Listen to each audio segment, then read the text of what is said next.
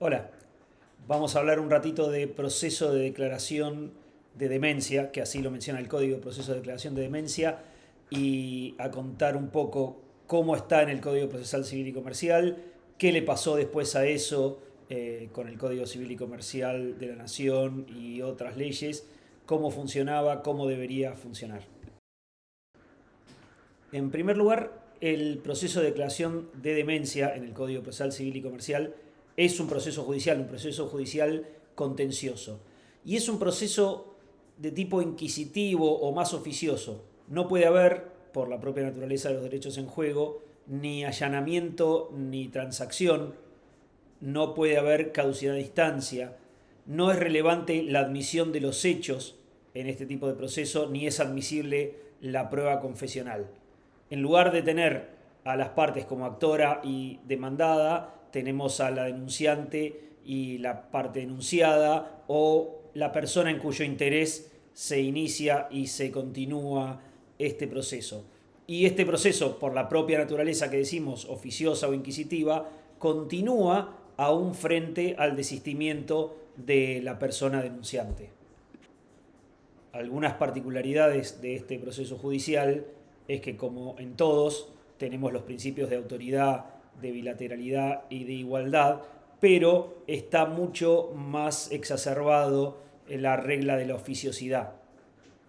La parte denunciada o presunta insana o aquella en cuyo interés se promueve el proceso, porque en definitiva es para tutelar su interés, está representada o sustituida en este tipo de proceso por una persona que ejerce el cargo de curador o curadora. Y la medida cautelar típica de este tipo de proceso, además de la eventual inhibición para que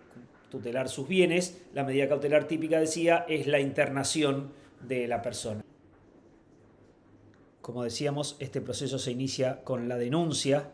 que hace alguna de las personas que se encuentran legitimadas para denunciar según el derecho de fondo, y esa denuncia tiene que hacerse con la adjunción de dos certificados médicos y va a ser seguida de un examen de médicos forenses y la eventual orden cautelar de internación. La primera resolución tiene que designar un curador o curadora provisorios,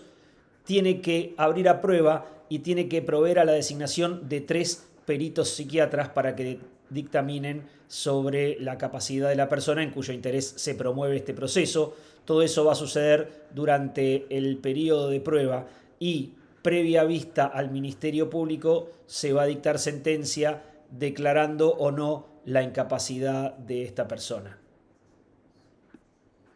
Como les decía antes, este proceso de declaración de demencia del Código de 1968 sufrió posteriormente algunos impactos que vienen fundamentalmente de la Convención sobre los Derechos de las Personas con Discapacidad, de la Ley Nacional de Salud Mental y del Código Civil y Comercial de la Nación y de la aplicación de las reglas de Brasilia sobre acceso a la justicia de personas en condición de vulnerabilidad. Estos impactos derivan en que el proceso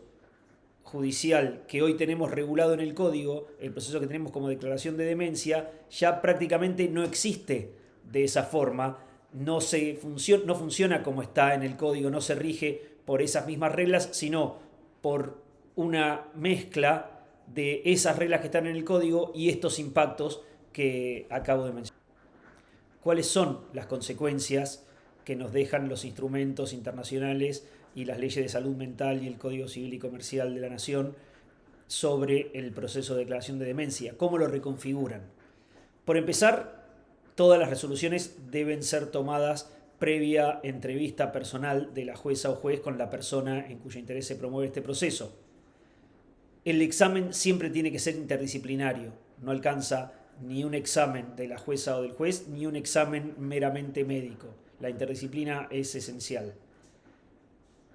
La declaración no es, en general, de incapacidad en forma total, sino que corresponde establecer cuáles son los actos que se limitan y eventualmente fijar apoyos para los actos que se han limitado. La declaración entonces, digo, no es general, no abarca todos los actos de la vida de la persona en cuyo interés se promueve este proceso, sino que son específicos y con un criterio restrictivo.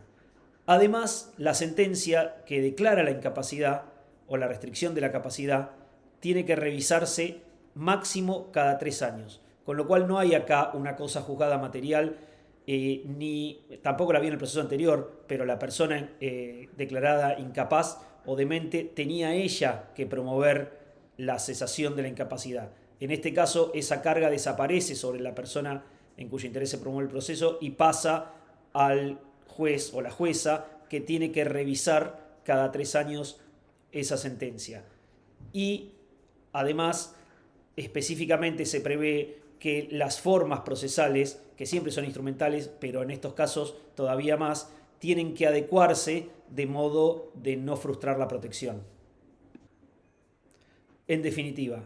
estamos en un proceso contencioso que el Código del 68 llama declaración de demencia y que hoy llamamos proceso de restricción de la capacidad, un proceso que en el Código habla de denunciante y de denunciada y no contempla la interdisciplina, no contempla el carácter restrictivo de la restricción de la capacidad y hace pesar sobre la parte denunciada no solo la prueba de su propia capacidad, sino también el eventual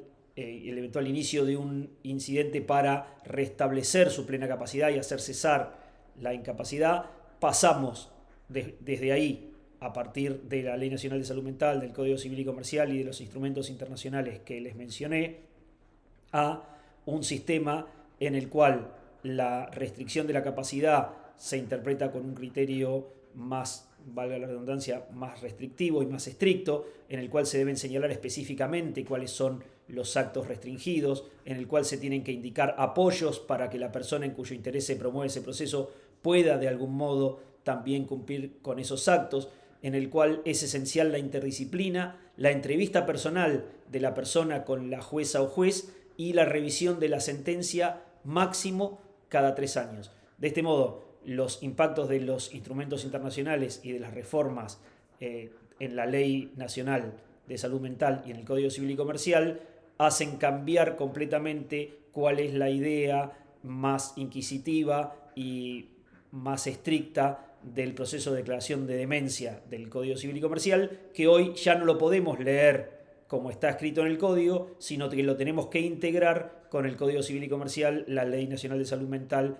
y los instrumentos internacionales. Espero que sirva este mini aporte, que de todas maneras no implica dejar de leer el manual y las leyes que les acabo de mencionar. Gracias.